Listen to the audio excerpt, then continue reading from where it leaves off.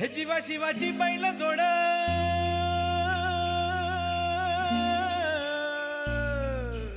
नांगराला जुंपलेले बैल, विहीर आणि घाम गाळणारा बळीराजा. खेडापाड्यात आजही हे दृश्य दिसेल.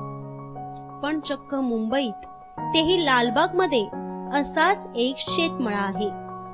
खरं नाही वाटत? अहो, पण हे खरंच आहे.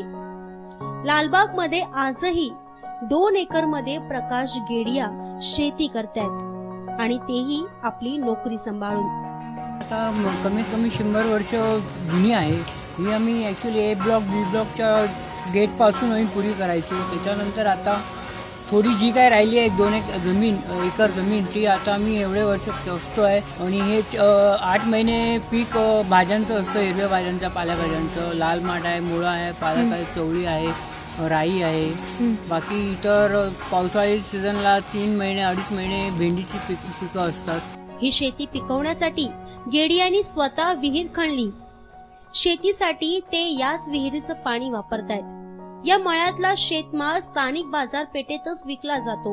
ही जी शेती आहे त्याच्यामुळे बघा इथल्या आसपासच्या लोकांना स्वच्छ पाण्याच्या लिफी वेज मिळतात.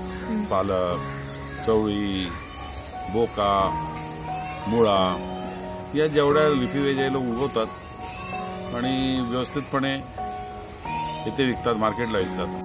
गावाला गेल्याचा फील हवा असेल, शेती कशी करतात हे मुलांना दाखवायचं असेल तर या शेतमळ्यात तुम्हीही एक चक्कर नक्की टाकून या. मुंबई लाईव्ह.